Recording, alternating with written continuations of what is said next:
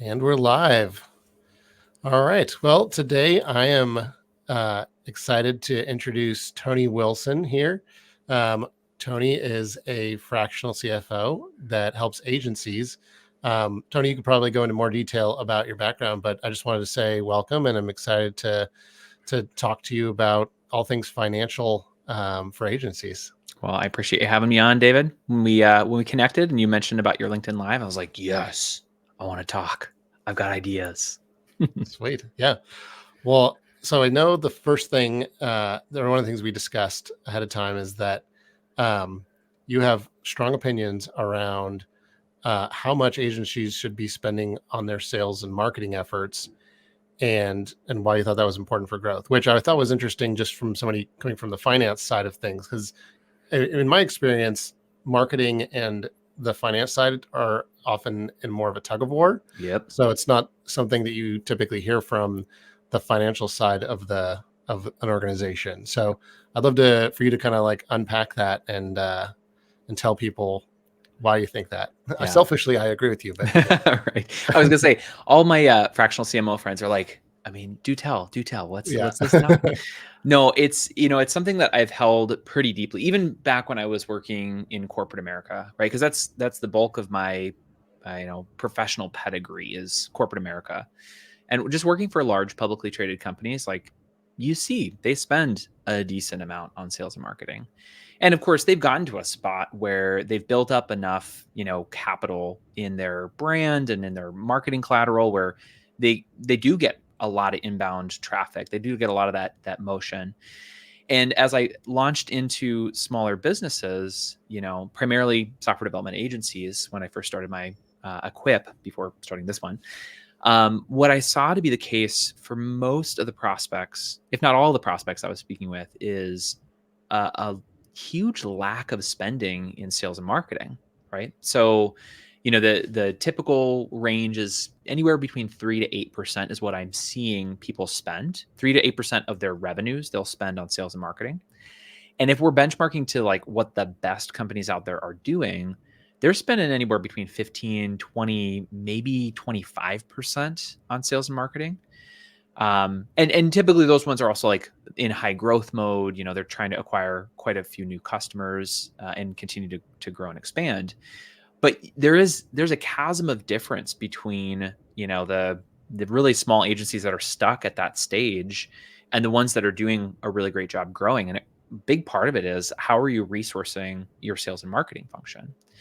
And so, they'll tell me things like, yeah, well, we tried this one thing and it didn't really work out. And I'm like, yeah, but how much money did you put behind it?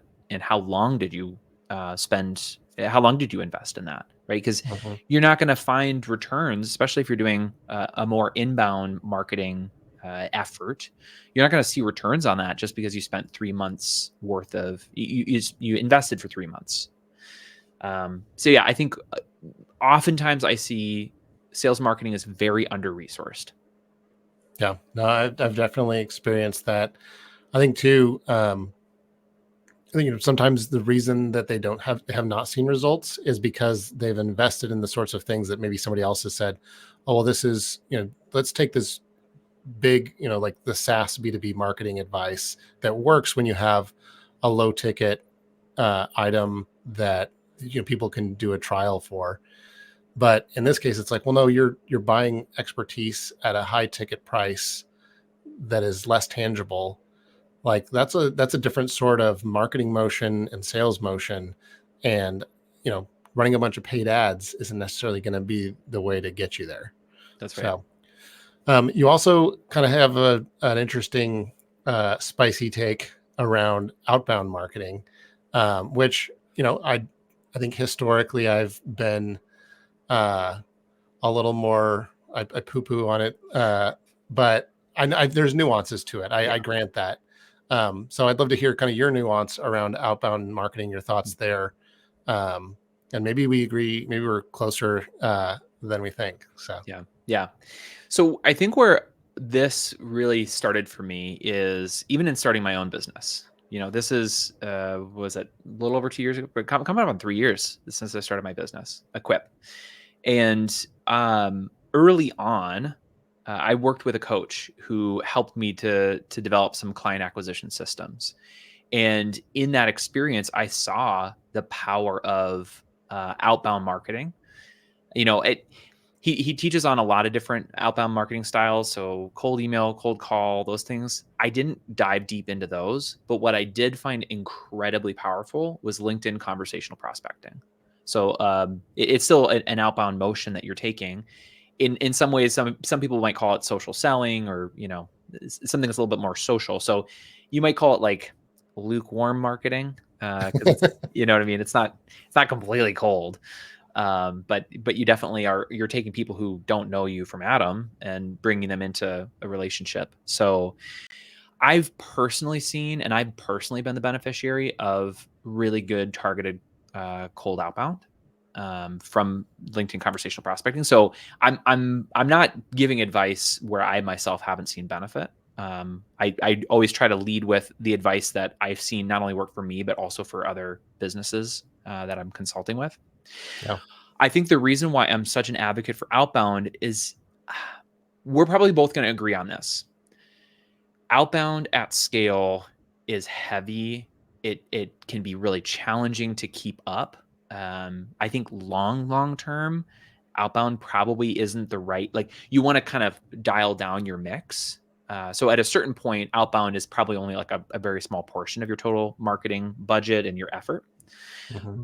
But so much of the work that I do is with, the 0 to 1 crowd, if not, agencies that might be in a place where they're struggling. A lot of software development agencies last year, 2023, was a really challenging year for software development agencies. Across the board, I've heard very successful dev agencies who, the people they were speaking with, the prospects they had, they just weren't closing the deals because everyone was taking this collective breath in. Yeah. And so, and a lot of these people, they had built their business on referrals. They built this business on a lot of people coming to them. But in a moment like what we had last year, the tide goes out, and you see, like the old Warren Buffett quote, the tide goes out, you see who's swimming naked. Yeah. And that was the case, right? Like, all of these agencies who had only built a business and their marketing efforts around inbound marketing found quickly, oh shoot, I have no way of driving traffic. I have no way of driving leads to me, except for just to hope and pray that all that posting on LinkedIn or that SEO work I did on my website is going to lead to deal flow. And so I see all this, I see my own experience, and I'm like, ugh, I think we need to be talking more about outbound marketing, especially for software development agencies, that there's at least some competence for how we do outbound, even if we don't do it long-term and at scale. Yeah. Well, I think one thing too that often gets left out of the conversation is um, having a clear enough ideal client that you're uh, keeping in mind with any of this. I Bingo. mean, that's true both of inbound and outbound. I Bingo. think what happens is when you have agencies that are just getting started, they'll work and do work for basically anyone who will pay them money. And so they end up working, providing a range of services for a range of clients, which is really hard to scale because everything is custom and specialized and personalized. But when it comes to scaling, you need to kind of figure out, okay, well, what's like our sweet spot? What do we do best, and who do we do it best for? Yes. And how can we clone as many of our best clients, and that service that we provide for them by just kind of being the experts there. And that could work well with outbound. It can work well with inbound.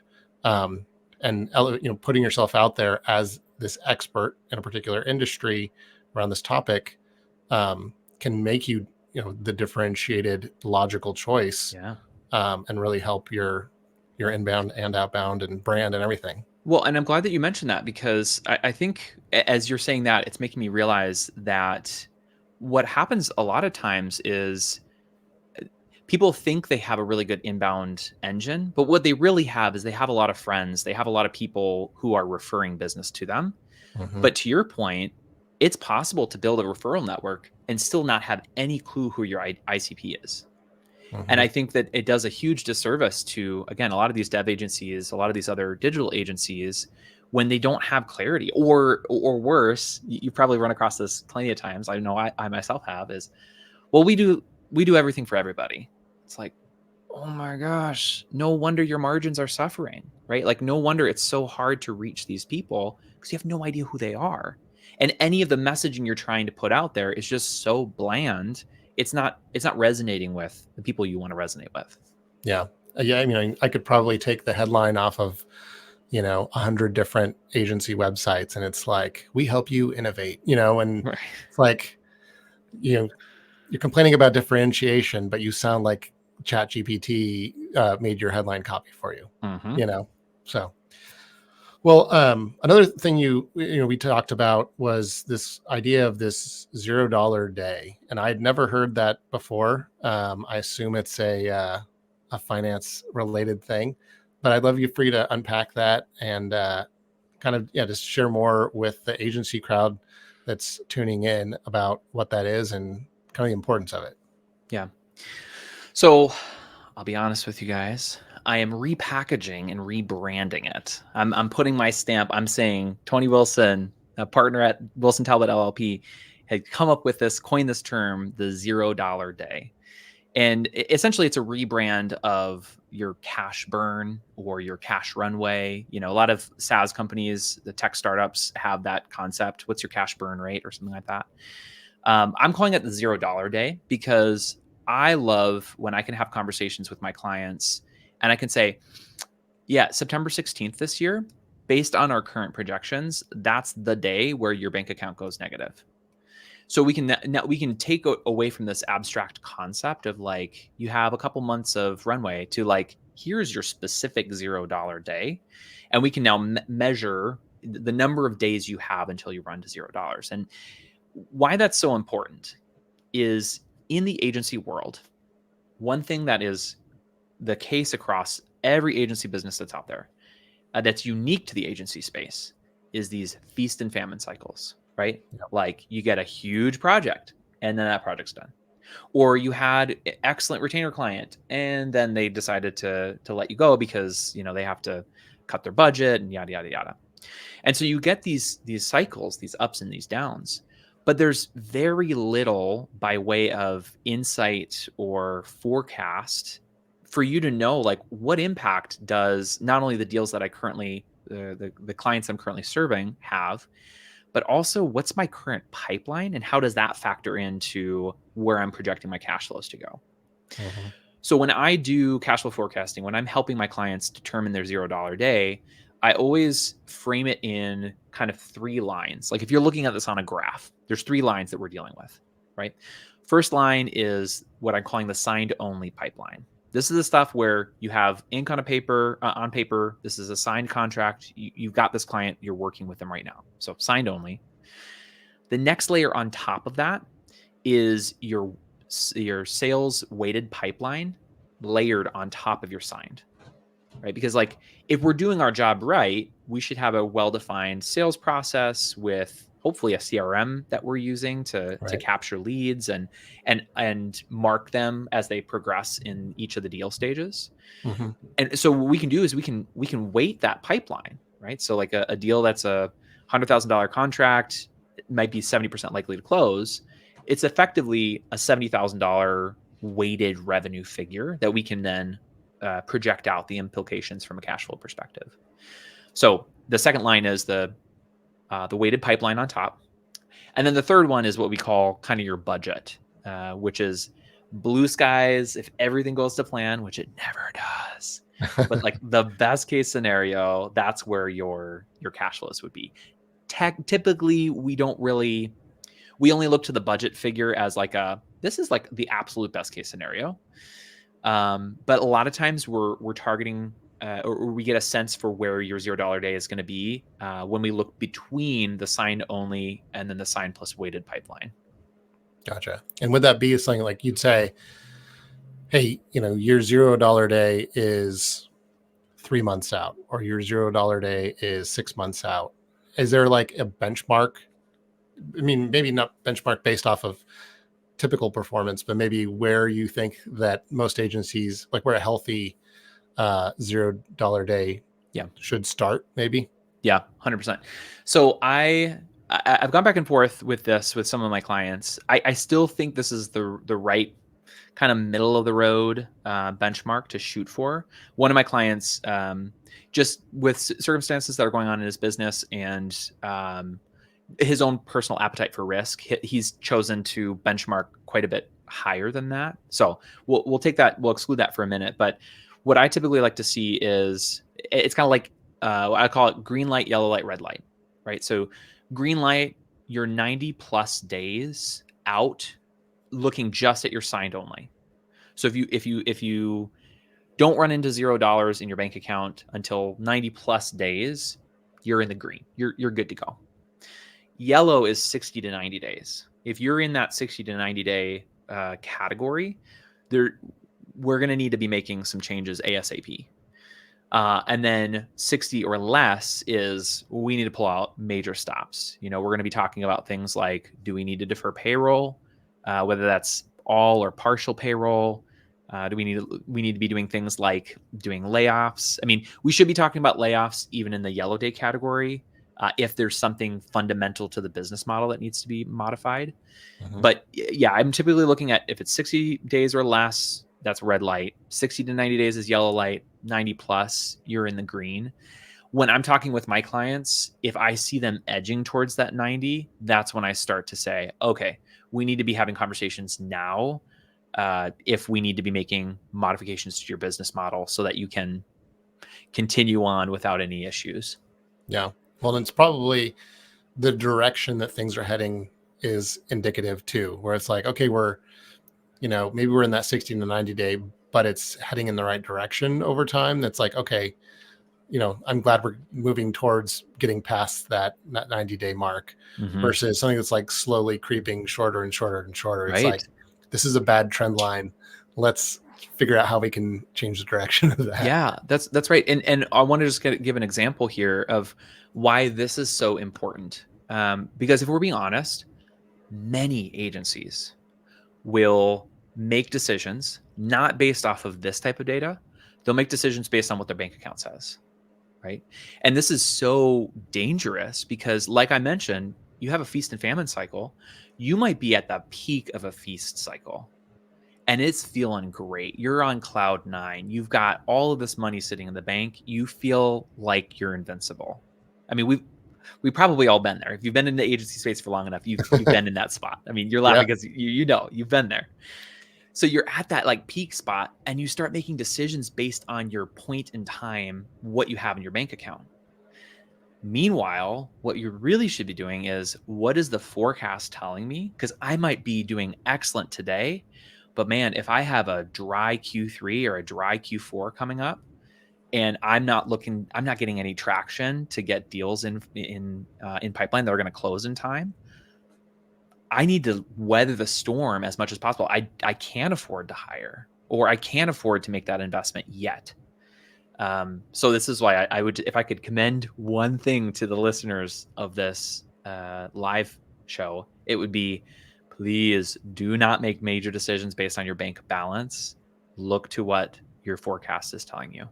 Yeah. I also I think sales cycles figure into this too. I read some research recently that talked about, more on the enterprise side of things, it might be up like 11, 12 months of, as far as your sales cycle.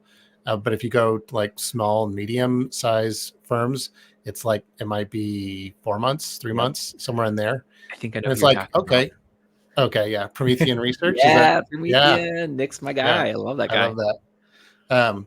No, but I think, that's a really important thing too, because I think a lot of times people think, oh, well, if we just go for a bigger client, we can get bigger deals, that'll be our solution. It's like, well, maybe doing more of the smaller ones so you don't have a single point of failure if, a big client project runs out or they, quit the retainer, whatever the circumstance is, you're making those that roller coaster a little mellower rather That's than right. extreme. That's right. So you never want that sort of feast or famine thing. You want to level that out as much as possible. Mm-hmm. Well, I guess related to that is the old pricing discussion Mm-hmm. value based, cost plus, all that sort of stuff. And in the dev agency world, I think there's probably some bad habits, or just some like kind of legacy ideas around pricing. I'd love to kind of hear your thoughts around that specifically as it relates to dev agencies. Yeah. Well, I'll start off by addressing what I think any dev agency owner, if they're watching me speak to this, they're immediately going to be like, I'm on a retainer. And that's like 95%, right? Like 90 to 95% of the industry is dominated by some type of retainer model where you're billing a flat amount and you're essentially packaging hours into that for a given month. And then, you might charge overages if they go above and beyond or the project requires a little bit more. So I will say, acknowledging the fact that still the vast majority of dev agencies in the market are on some type of hourly or retainer type of model. I'm not going to say it. I mean, it's hard to argue that doesn't work when so many people do it and they still have Mhm. successful agencies. What I want to be able to bring to the table is what I'm thankful for that I've seen in the accounting and the finance space. It's starting to take root. They've been planting seeds for years now, but a move to a more value priced approach to work. I think if we're being honest, one of the main reasons why retainers remain so prevalent in the dev agency space is because it's that same thing that we talked about earlier. It comes back to ICP and it comes back to how you market yourself. So a lot of these agencies, because they don't clarify who they're serving specifically or like the unique pain points that come with that industry or that vertical, whatever that is, because that's not there, it's very, very hard for them to price. So what they'll do is they'll be like, I could just price my time, right? And then we'll Yeah. just figure it out together as we go. But if you have a very well-defined ICP, and with that, you also know this in and out, you know the pain points across multiple companies, you can do a much better job value pricing your projects. And so it's one of those things where I do really recommend, if possible, to try to niche down, to try to develop that ICP so that you can go after our value pricing. But then I also need to give the caution that most of the times when an agency tries to make that jump, and I've been there with clients who try to make this jump, most of the time when they initially take that first jump into value pricing, what they'll do is they'll unwittingly aim for value pricing and fall short and hit cost plus. And cost plus is a nightmare. Do not try cost plus. Don't do that. It's not value pricing. Well, unpack that a little bit, like Yeah. maybe defining both and then kind of like, yeah. Yeah. So value pricing essentially is a focus first and foremost on the value proposition, right? So it only considers your cost insofar as it's your last gut check to make sure that you're on the right page, right? But it does not tether your price to your cost. And so, so an example of value pricing would be, I know that my software project, this thing, will objectively or can objectively produce $1 million worth of value. It's $1 million worth of time savings, error savings, you name it, whatever it is, but it accumulates to $1 million of value to whoever's receiving it. Mhm. Well, that's my value cap. Nobody's going to pay more than my value. So the value proposition is $1 million. So from there, there's a wide variety of arguments for what the right multiple is here. I know Alex Hormozy talks about 10x your value proposition should be 10x whatever your price is. So an argument could be made, this project should be $100,000 because that's the value proposition. That's how you get a 10x value proposition here. So that's how you might go about a simple value-based priced project. Cost plus would say, well, I think it's going to take 84 hours of this software dev, the senior software dev at $100 an hour. So that's whatever that maths out to be. And then I'm going to multiply that by 2 because I want a 50% gross margin. And that's going to be your price. And so what you're doing is you're fixating on what your costs are rather than considering what the value proposition is to your end client. Yeah. And you're, instead of optimizing for how do we center our entire agency around providing maximum value, which means we can have greater pricing power. You're centering around you're just focusing more internally on like the costs rather than the benefits to the client. Bingo. And what people will rebut back to me is they'll be like, yeah, but it's stable to be hourly, or it's stable to do retainer. And there's truth to that. But the thing that I find to be the case is, and it's not often thought about in when you go to price your projects, or you go to try to close a deal, is people are actually pretty price sensitive when the amounts are quoted in hourly rates, right? Like, and I'll just give you an example, a thought example here. If I priced myself at $800 an hour, you'd be like, what are you smoking? Like, you're crazy. I would never pay that much. Mm-hmm. If I presented it to you as it's $2,000 a month, and you felt that you got $5,000 worth of value or $10,000 worth of value, you wouldn't even bat an eye. You'd be like, well, this is a no-brainer. Because at the core, nobody cares about the time it took you. All they care about is, do I have some type of, can I put my hand around what this price actually is going to be? So they want something that's more secure. And they're really always they're always evaluating your price in terms of the value. But if you frame it in terms of your hourly rate, the higher up you go on that hourly pricing scale, the more price resistance you're going to run into. If you're dealing with $100 an hour, $50, $100, $125 an hour, you might not run into a ton of that resistance. So that might not be an issue. But certainly a lot of these dev agencies, design agencies that I'm working with that are much more premium tier, you're getting into the $250, $300, $350 an hour bill rate because these people are very intelligent, very high quality workmanship. So of course they're going to charge more. But there's that resistance to that because it's framed in hourly rates. Yeah, I think that's such a huge point. Honestly, I feel like there's parallels to, our own sort of like careers, like when we're working in jobs. Like you start out thinking, oh, I got my $10 an hour job, my $15 an hour job, and everything is in terms of how many hours I can put in during the week or something like that. And then it's like, as you advance in your career, it's like, oh, now I'm in a salary type role. And it's like, oh, it's because I can contribute, so much. And, it's like, they believe that based off of the, whatever per year I'm going to make, that I can bring in more than that.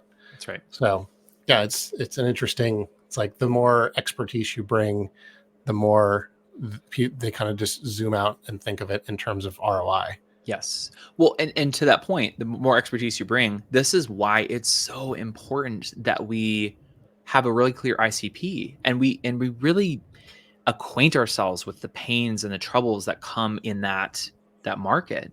Because when you start realizing like what we've realized with agencies across the board, the feast and famine cycle, no accountants are talking about that. They're not, that's not part of their value proposition. They're just like, we help you check boxes. It's like, well, that's not a value proposition that is top of mind or feels resonant with my situation.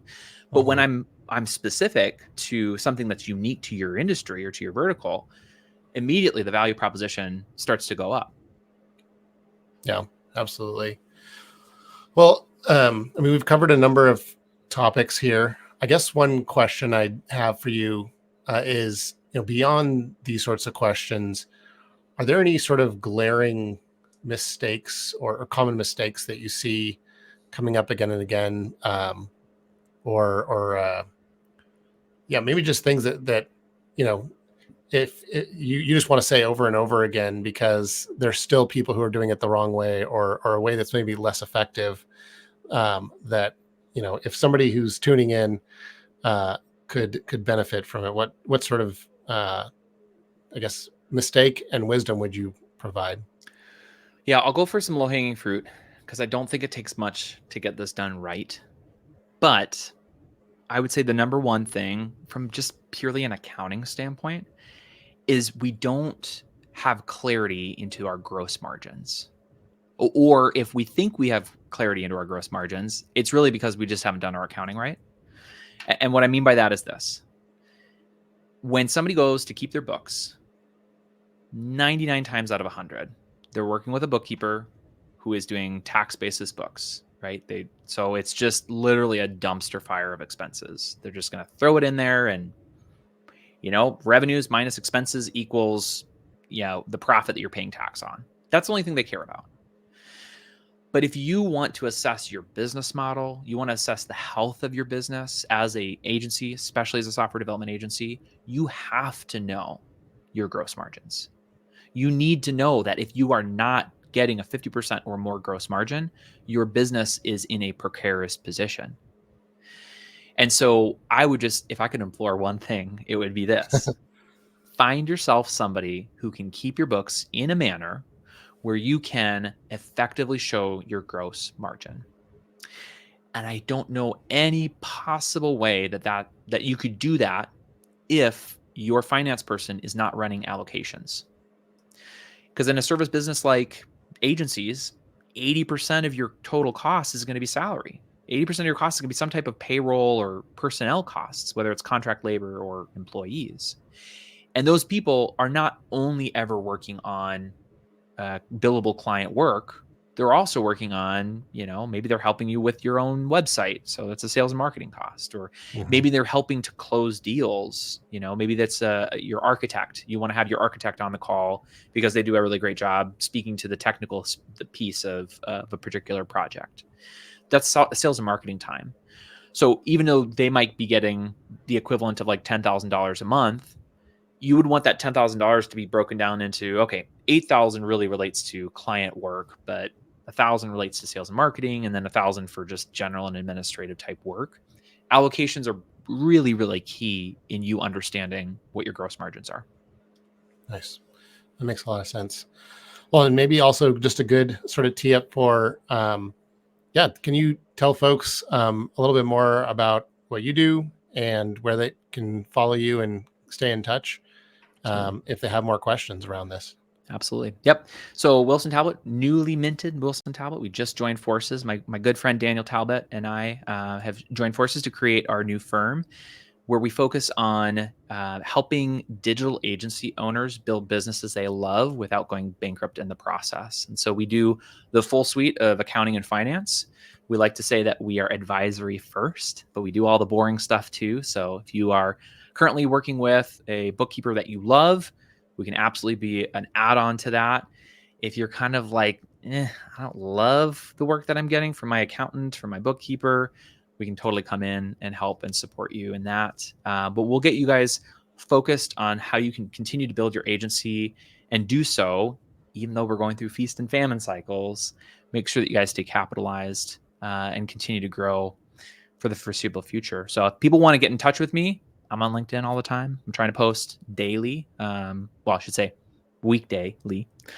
But they can see me there. I'm also growing some YouTube presence, so you can find me. Currently, it's under Equip, but that might be changing here in the near future. Sweet. Well, thank you so much, Tony. I feel like I learned a lot, and I'm sure people who are tuning in will also learn a bunch. And thank you so much, and look forward to staying in touch. Awesome. Thanks so much, David. I appreciate it.